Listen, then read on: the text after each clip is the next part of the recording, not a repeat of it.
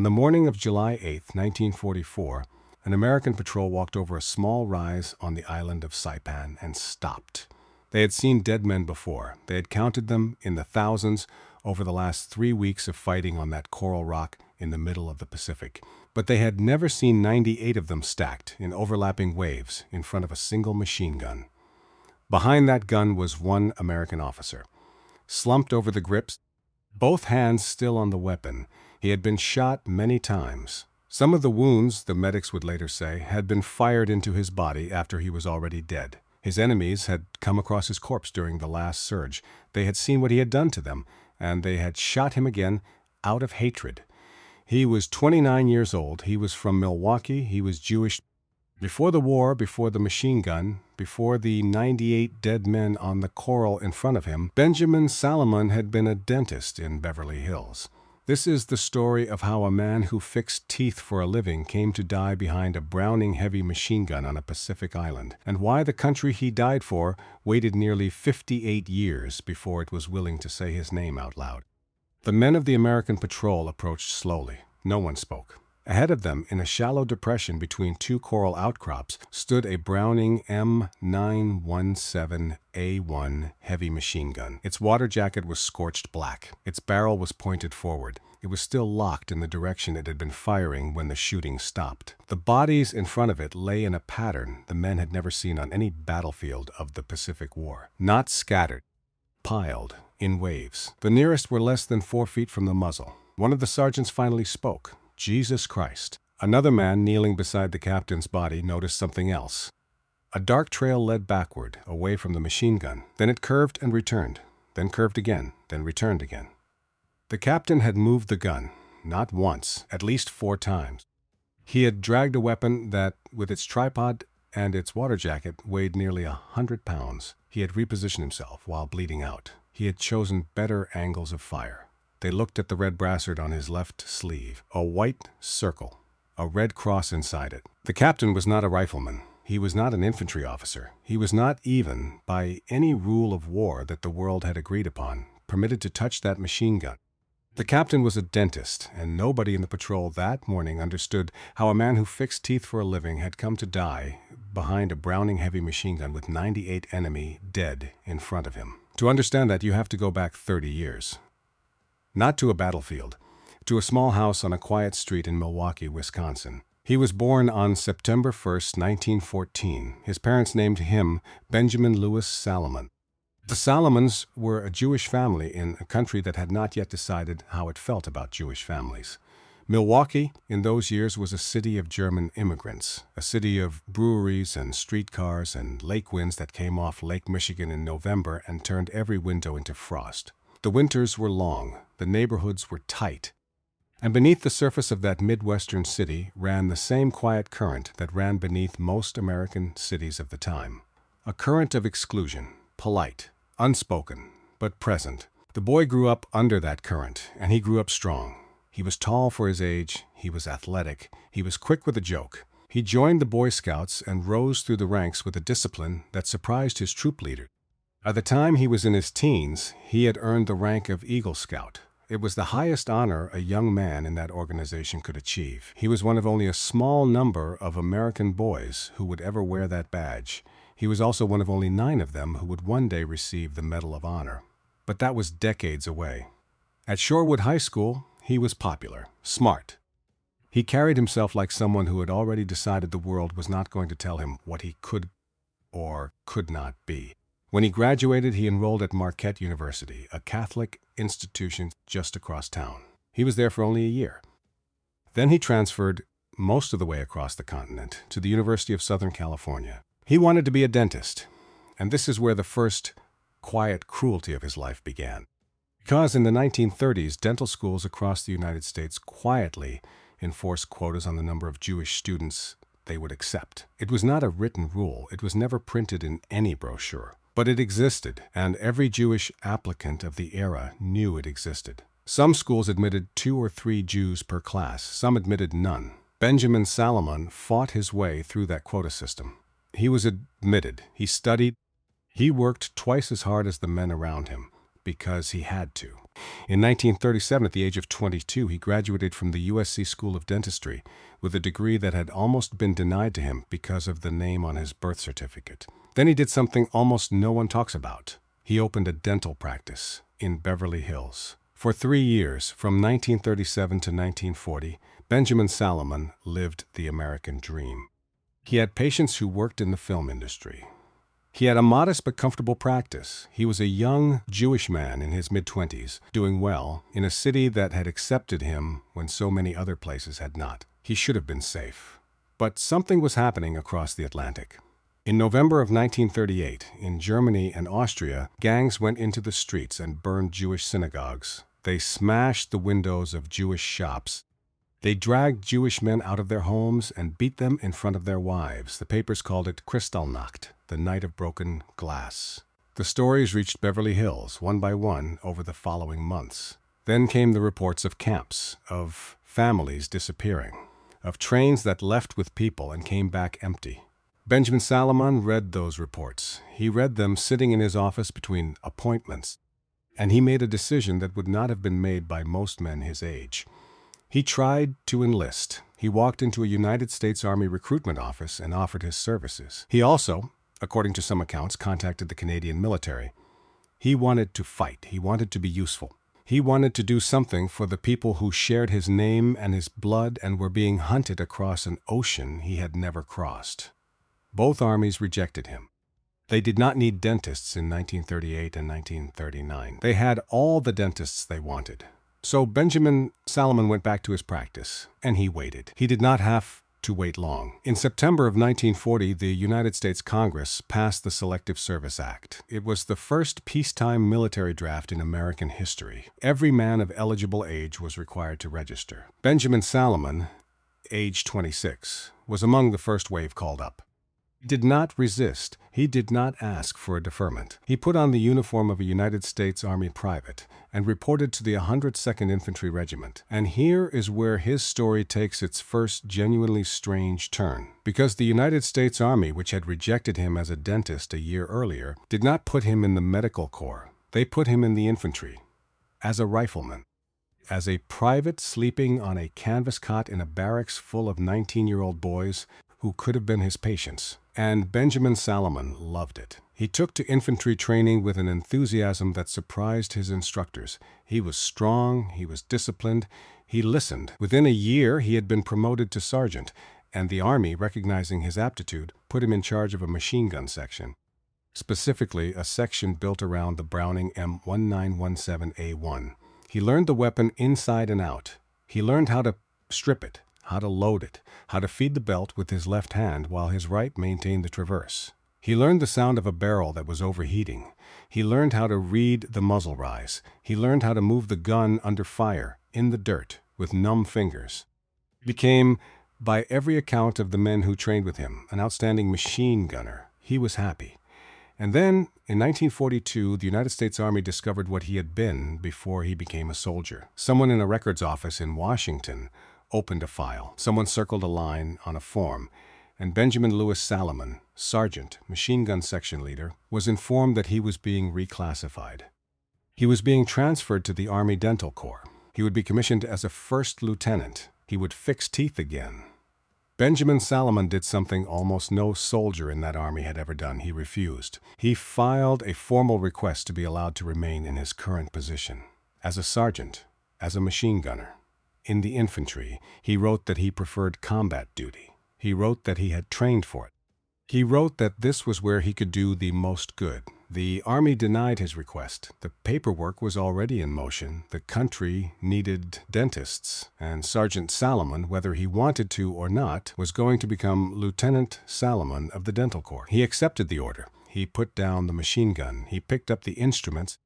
And for the next 2 years, he did his duty as a dentist in bases across the United States, examining teeth, filling cavities, extracting molars. Somewhere in a filing cabinet, that request to remain a machine gunner still existed. A single sheet of paper. Denied. Nobody knew in 1942 that it would matter. By June of 1944, Benjamin Salomon was 29 years old, a captain, and part of the 27th Infantry Division. The division was a New York National Guard unit, made up largely of men from the Albany-Troy corridor, from the mill towns of upstate New York. They were farmers, mechanics, sons of Irish and Italian and Polish immigrants, and they were being shipped to the Pacific. Their destination was a piece of coral and volcanic rock in the Mariana Islands, a place called Saipan. Saipan mattered. Saipan mattered more than most of the men on the transport ships understood. From an airfield on Saipan, a new American bomber called the B-29 Superfortress could reach the home islands of Japan itself. If the United States could take Saipan, it could bomb Tokyo. If it could bomb Tokyo, the war could end. The Japanese knew this, too. The island was defended by roughly 30,000 men under the command of Lieutenant General Yoshitsugu Saito. Saito was 53 years old, a career officer, a man who had already accepted that this island would be where he died. His only remaining question was how many Americans he could take with him. On June 15, 1944, 2 divisions of United States Marines stormed the beaches of Saipan. The next day, the 27th Infantry Division landed behind them. Captain Benjamin Salomon, dentist, came ashore with the 105th Infantry Regiment. The fighting on Saipan was worse than anything the men had trained for. The terrain was a nightmare of limestone caves and razor-sharp coral ridges. The Japanese had woven their defenses into every crevice. Places on the American maps started earning grim nicknames. Death Valley, Purple Heart Ridge, Hell's Pocket. The 27th Division bled its way north. And in the middle of that grinding, screaming advance, the surgeon assigned to the 2nd Battalion of the 105th Infantry was struck by mortar fragments and evacuated. The battalion needed a doctor. Any doctor. Captain Salomon, whose job as regimental dentist was, in the middle of active combat, essentially theoretical, walked into his commanding officer's tent and volunteered. He was not required to do this. He was not ordered to do this. Dental officers were rear echelon personnel by every rule the Army had ever written. A captain who fixed teeth had no business setting up an aid station 50 yards behind an infantry firing line, but that is exactly what Benjamin Salomon did. He set up his aid station only 50 yards behind the forward foxholes of the 2nd Battalion, and he did it wearing a Red Cross brassard on his left sleeve, the white circle, the Red Cross inside it, the internationally recognized symbol under the Geneva Convention of 1929, marking him as a non-combatant, a protected person, a man who, under the laws of war, was forbidden from taking up arms against the enemy for any purpose other than the immediate defense of himself or his patients. He knew what the brassard meant. Every medical officer knew what the brassard meant. It was a promise that the men who wore it would heal, and only heal. And in exchange for that promise, the enemy was supposed to leave them alone. Benjamin Salomon put on the brassard, and he went to work. He had less than a week to live. The evening of July 6, 1944 was quiet in a way that felt wrong. Lieutenant General Yoshitsugu Saito was 53 years old and starving. He had been living for weeks in a cave near the northern tip of Saipan. He was subsisting on the last of his rations. He was watching his command dissolve into a scattered mess of exhausted, wounded men. His army had lost the airfield. It had lost the ridges. It had been pushed into a narrow northern corner of an island where the sea was at its back, and the Americans were closing from 3 sides. He had one option left. He gathered his surviving staff. He dictated an order. He told his chief of staff, Colonel Takuji Suzuki, that at 4:45 the next morning, every soldier still capable of walking, along with every walking wounded man, along with every civilian who could carry a stick, would attack the American line. It was not to be a raid. It was not to be an offensive. It was to be a Gyokusai. The word means, roughly, shattered jewel, a last total suicide attack. Each Japanese soldier was expected to kill 7 Americans before dying. There would be no retreat. There would be no line to return to. Then Saito sat down and ate a final meal. At some point that night in the cave, he took his own life by seppuku. Vice Admiral Chuichi Nagumo, the naval commander who had led the attack on Pearl Harbor 2.5 years earlier, killed himself at roughly the same hour. The order to attack was already moving through the caves and gullies of the northern peninsula. Wounded Japanese soldiers who could not walk were killed by their own comrades so that they would not slow the assault. There would be no aid stations. There would be no medics. There would only be the charge. And on the American side of the line, 50 yards behind the forward foxholes of the 2nd Battalion of the 105th Infantry, Captain Benjamin Salomon lay down in a canvas medical tent and closed his eyes. He had 6 hours to live. At 4:45 in the morning of July 7th, 1944, the sound came out of the darkness. It did not start as a scream. It started as a low murmur, a sound like water beginning to move against a levee. The men in the forward foxholes of the 1st and 2nd Battalions of the 105th Infantry heard it before they saw anything, and every man who heard it understood, in his stomach, what it was. Then the flares went up, and the plane in front of them turned into something no American soldier had ever seen before. 3,000 men, perhaps 4,000, perhaps 5. The estimates would never agree, and the survivors would spend the rest of their lives arguing over the number, because none of them could count that fast. They came in a wave that stretched from the coastline all the way inland to the hills. Officers with drawn swords running out ahead, regular infantry behind them with rifles and fixed bayonets. Behind those, the walking wounded, some with bandaged heads, some hobbling on crutches, some with grenades tied to bamboo poles, and behind those, in the last rank, the civilians. Cooks, clerks, old men, a few women. Carrying sharpened sticks, carrying kitchen knives, carrying nothing at all. They were led by Colonel Takuji Suzuki, Chief of Staff to a general who was already dead. They came at a run. Major Edward McCarthy of the 105th Infantry watched it happen. He would live to be an old man. He would tell the story for the rest of his life. He would always tell it the same way. He said it looked like a cattle stampede in an old Western movie. The camera was in a hole in the ground. The herd was coming. They were leaping over you.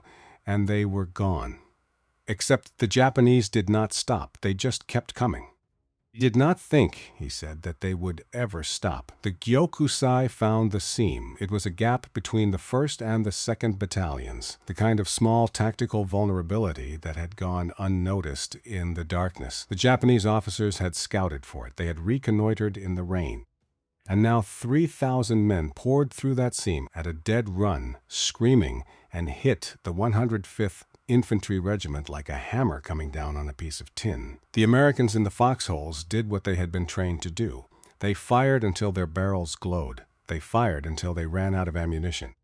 They fired until the Japanese were on top of them, and then they fixed bayonets, and they used their entrenching tools, and they used their fists. And they died. Hundreds of them in the first hour, they died. Lieutenant Colonel William J. O'Brien was the commander of the 1st Battalion. He was from Troy, New York, a mill town on the Hudson River, upstate, a place where the winters were hard, and the men who came from there were harder. He had been in the Army for years. He had brought his battalion across half the Pacific, and on the morning of July 7th, when his line began to buckle, he did not fall back. He climbed onto a jeep at the edge of the perimeter and took over a .50 caliber machine gun that had been abandoned when its crew was killed. He fired that gun until it went dry. Then he drew 2 Colt .45 automatic pistols, one in each hand, and he stood on the jeep, in the open, and he fired at the men running toward him. The men close enough to hear him heard the same thing over and over. 6 words. Don't give them a damned inch. He was still shouting those words when he was killed. He would receive the Medal of Honor. It would take 4 years, not 58, because he was an infantry officer, and he was not wearing a Red Cross armband. Not far from him, another soldier from Troy was going through something similar. His name was Thomas Baker. He was a sergeant in Company A. He was 28 years old. And a week earlier, he had single-handedly destroyed a Japanese strongpoint that had been holding up his company's advance. On the morning of July 7th, he was hit multiple times. His comrades tried to carry him back with them as the perimeter collapsed. Baker refused. He asked them to prop him up against a small tree. He asked for a cigarette. He asked for the last rounds in a Colt .45. Then he told them to go. When American forces recaptured that ground the next day, they found Sergeant Thomas Baker leaning against that tree, the pistol empty in his hand, and 8 dead Japanese soldiers arranged around. He would also receive the Medal of Honor. Both of these men, O'Brien and Baker, were riflemen, combat soldiers, killers by trade and by uniform. When they picked up their weapons in that final morning, they were doing exactly what the United States Army had trained and paid them to do. When they died in their lane. When their medals came, the medals came without complication. There was a third man on that same battlefield that same morning doing something arguably more extraordinary than either of them. His medal would take nearly 6 decades. The only difference was the cloth on his sleeve. At about the same moment Colonel O'Brien was climbing onto that jeep, the first Japanese soldier reached the medical tent of the 2nd Battalion of the 105th Infantry. The tent was 50 yards behind the collapsing forward line.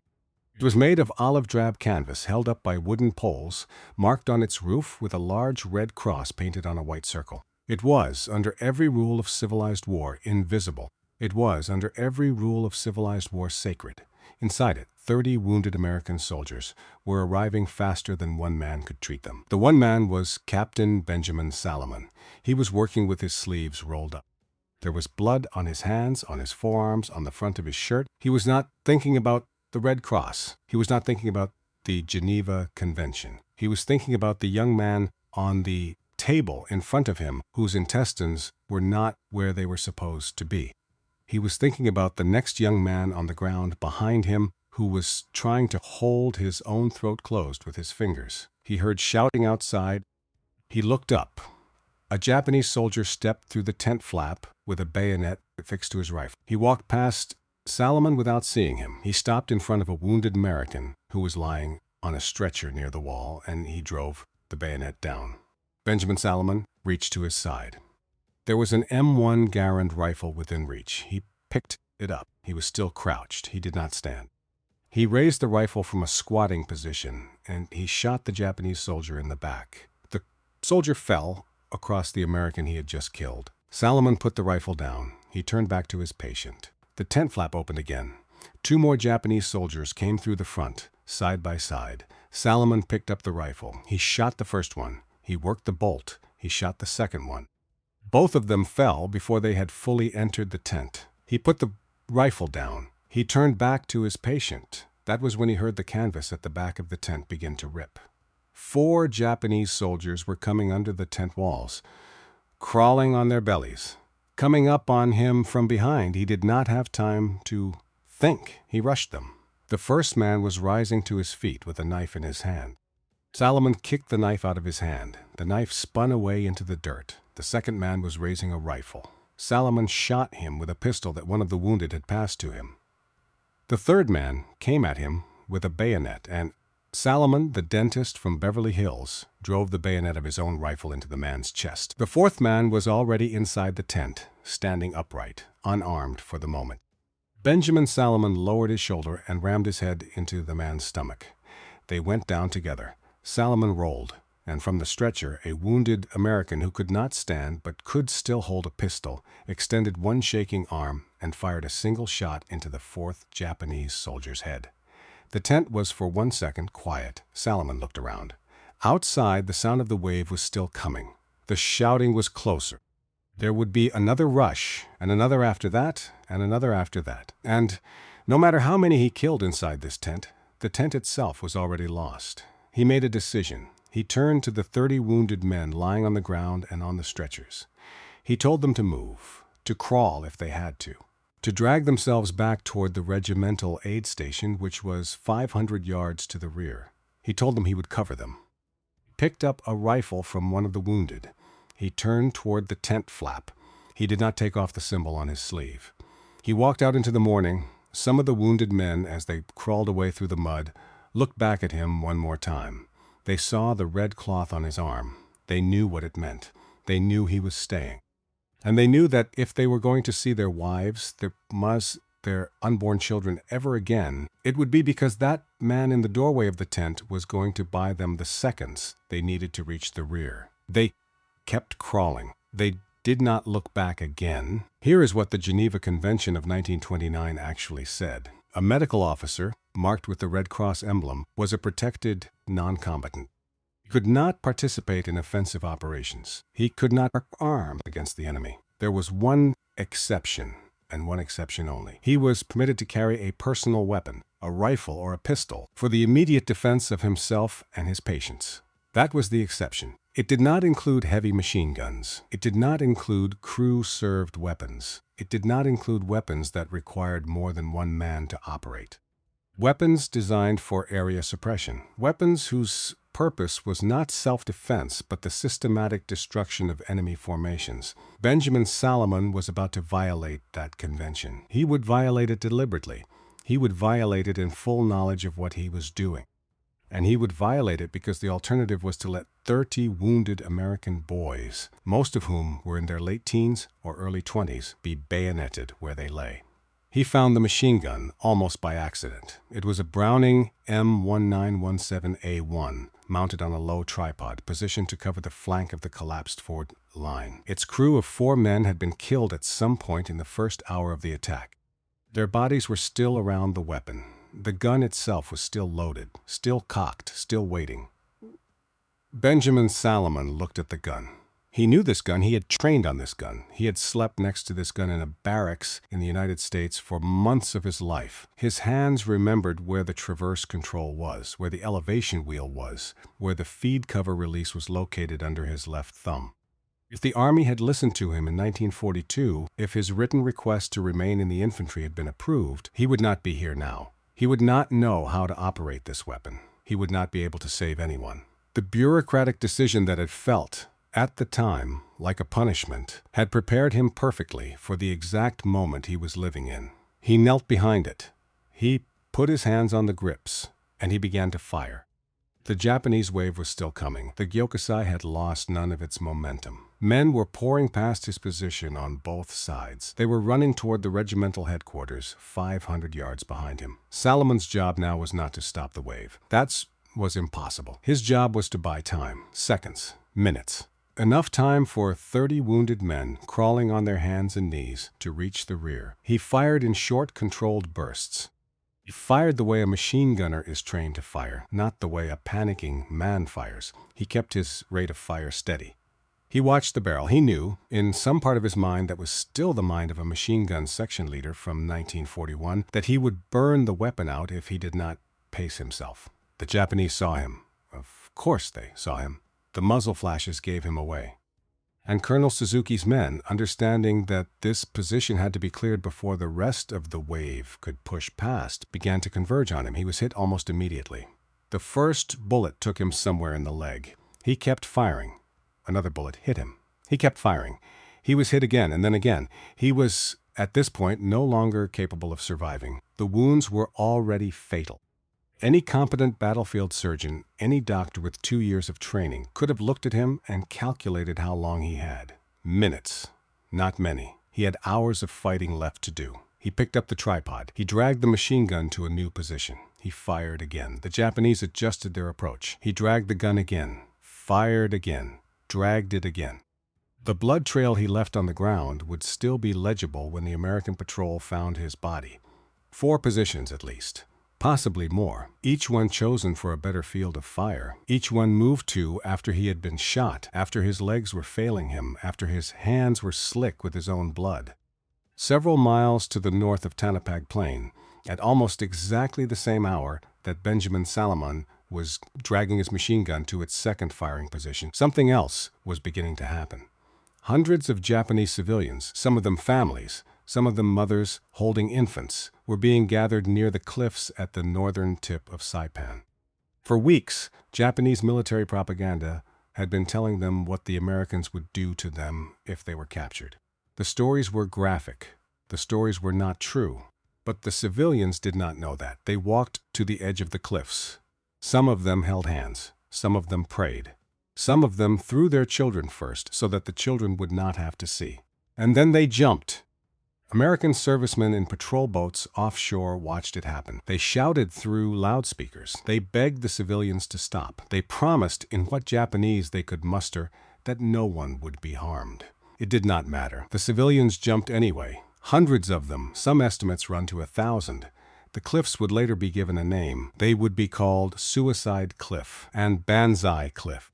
On the same morning that a Jewish dentist from Milwaukee was killing enemy soldiers with a machine gun to save the lives of 30 wounded Americans, hundreds of Japanese women and children were killing themselves to avoid being rescued by other Americans who would not have harmed them. There is no simple moral to draw from that.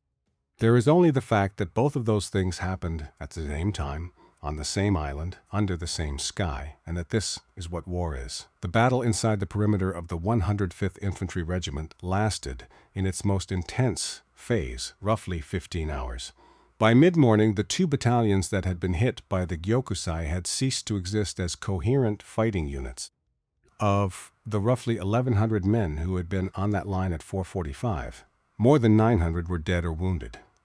83% casualties. A number that, in modern military terminology, does not describe a defeat. It describes an annihilation. Some of the men who survived did so by swimming. They crawled out of their collapsing foxholes. They made it to the beach behind them. They swam into the open Pacific until they were picked up by American destroyers standing offshore. Behind the shattered infantry line, the artillerymen of the 10th Marines lowered the barrels of their 105mm howitzers until they were level with the ground and fired point-blank into the oncoming waves of Japanese. The concussion of each round threw the closest attackers into the air. They did not stop coming. By late afternoon, the Gyokusai had spent itself. The wave had crested and broken and washed back on itself. What remained of it was scattered, exhausted, wandering the sugarcane fields in small groups that would be killed one by one over the following days. The final Japanese body count in front of the 105th's positions would come to 2,295. Another 2,016 would be counted to the rear. In total, more than 4,300 Japanese soldiers died in the Gyokusai of July 7, 1944. It was the largest Banzai attack in the history of the Pacific War. And somewhere in the middle of it, hidden by the smoke and the noise and the scale of everything else that was happening on that plain, a Jewish dentist from Milwaukee had disappeared. The men of the 27th Infantry Division, regrouping in the rear, began asking about him. Where was Captain Salomon? Had anyone seen him? Had he made it back with the wounded? Nobody had seen him. Somewhere in the confusion of the withdrawal, 30 wounded men had reached the regimental aid station. They had crawled. They had helped each other. Some of them had been carried the last 100 yards on the backs of men who could still walk. They collapsed in the rear, most of them, and lay looking up at the sky and asked the same question the officers were asking. Where was the captain? Where was the dentist? He said he was coming. He said he would follow us. He said he would be right behind us. And no one who had crawled out of that tent had the heart to tell them the truth. For the entire day of July 7th and into the night, Benjamin Salomon was neither alive nor dead in the records of the United States Army. He was simply gone. They found him on the morning of July 8th, 1944.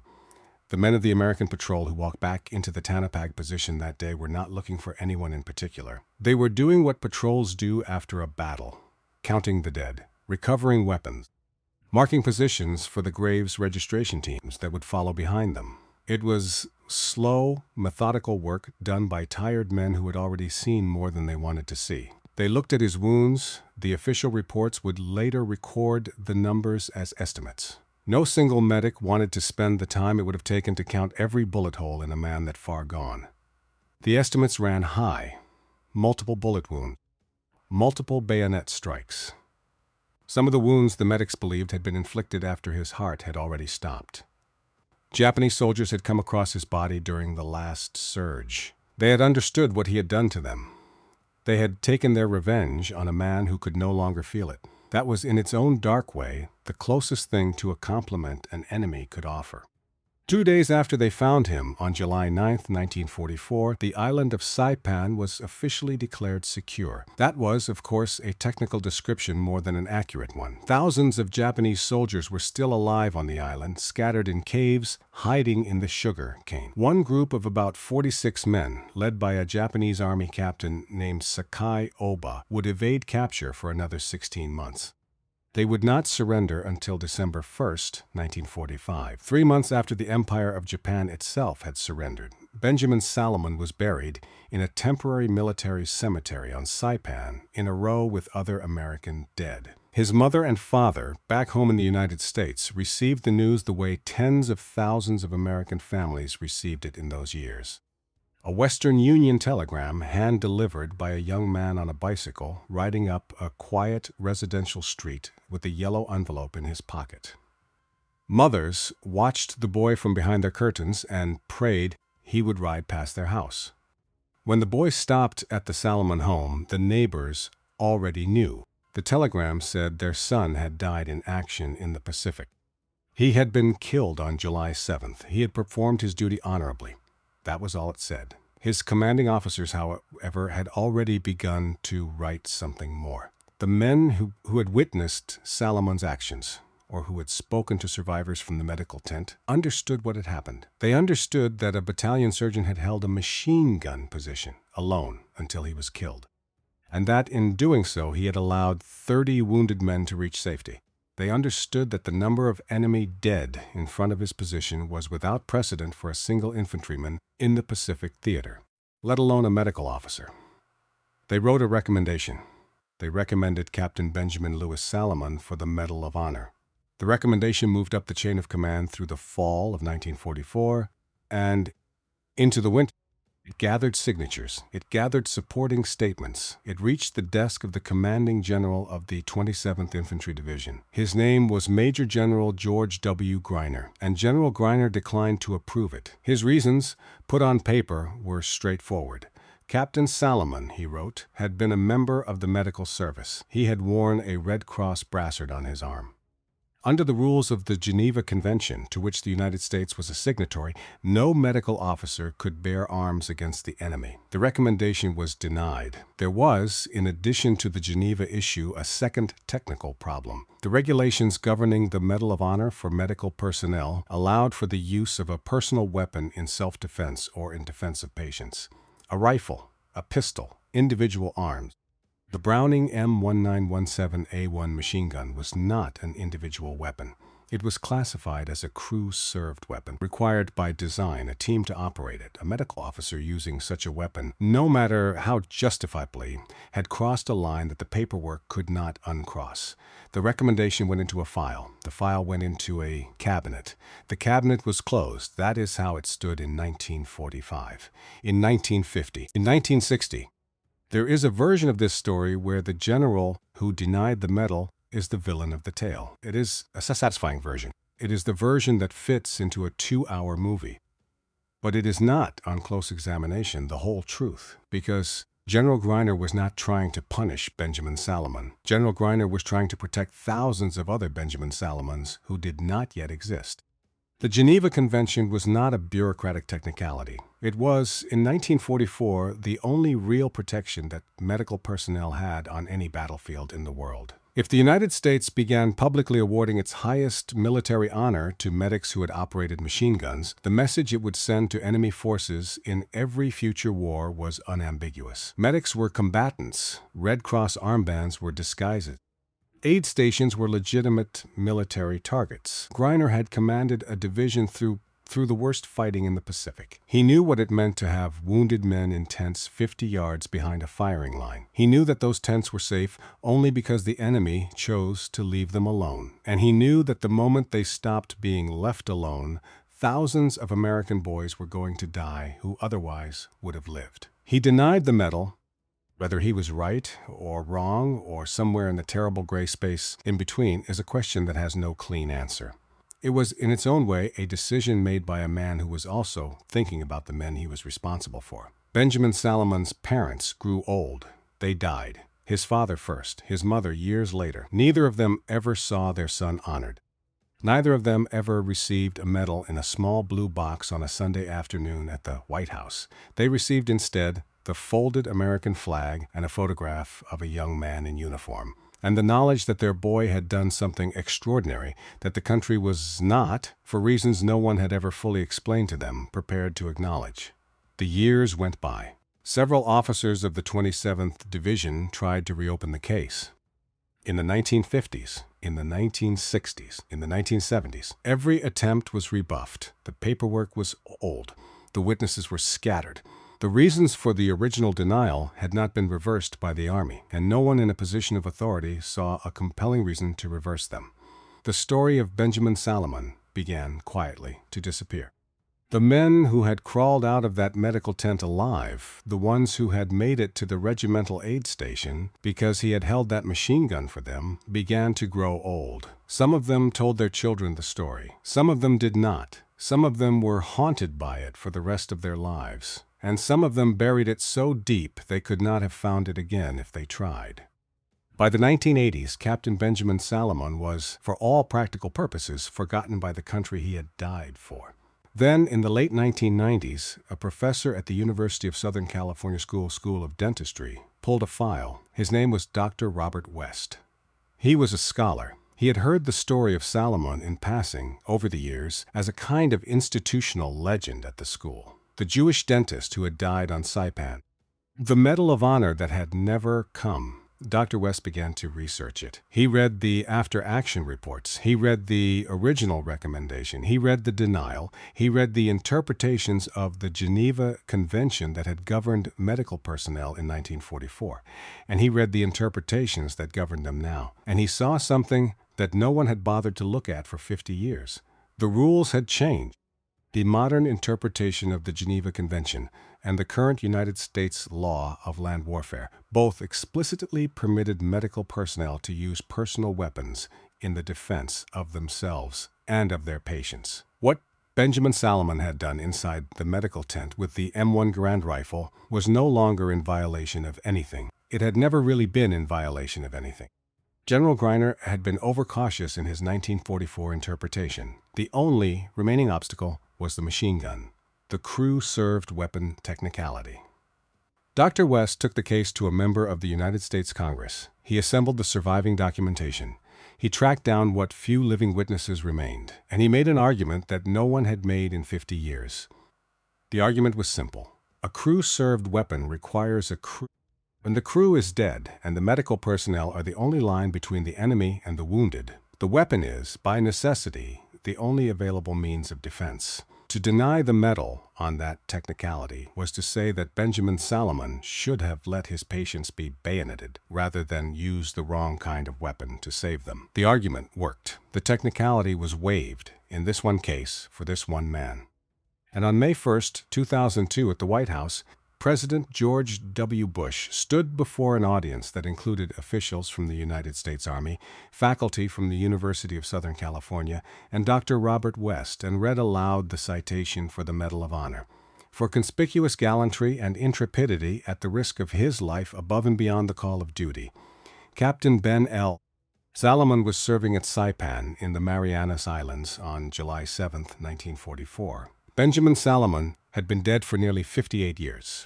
His mother and father were not in the room. They had been dead for decades.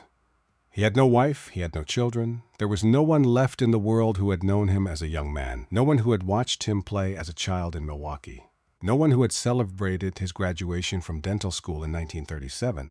The medal was received on his behalf by Dr. Robert West. The University of Southern California School of Dentistry accepted the honor on behalf of a graduate who had died a very long way from Los Angeles. Benjamin Salomon became one of only 3 dentists in the history of the United States military to receive the Medal of Honor. The other 2, Alexander Gordon Lyle and Whedon Osborne, had earned theirs in the First World War. He became one of only 3 Jewish American service members to receive the Medal for actions in the Second World War. He became one of only 9 Eagle Scouts to ever be awarded the medal. His name is now engraved in bronze at the University of Southern California. There is a small memorial. Students walk past it every day on their way to class. Most of them do not know who he was. Some of them stop and read.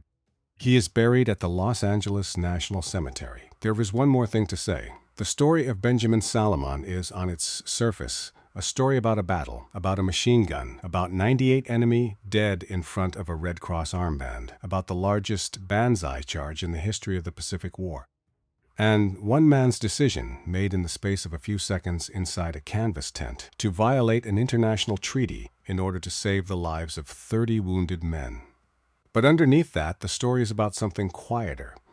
It is about a country that took nearly 58 years to admit that one of its sons had done something worth remembering.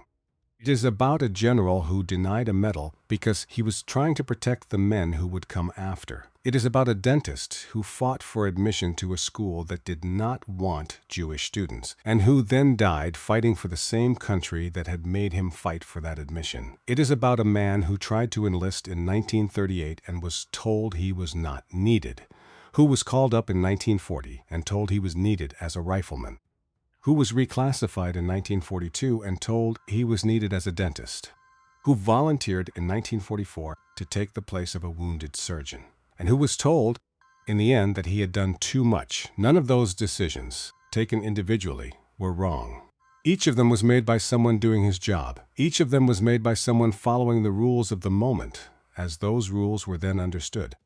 And yet, at the end of them, a young man was dead in a canvas tent on a coral island, and no one had known what to do with what he had done. And it had taken more than half a century for anyone to work out an answer. The wounded men who had crawled out of that medical tent on the morning of July 7th, 1944, were young then. Most of them were in their early 20s. They went home after the war, they married, they had children, they had grandchildren. They lived out the second half of the 20th century as ordinary Americans. They worked in factories and offices and farms across the country, and every year on the 7th of July, some of them remembered. They remembered the man who had stayed behind so they could go. They remembered the man who had picked up the wrong weapon in the wrong uniform and used it anyway because there had been no one else to do it. They remembered the dentist from Milwaukee, and so now do you.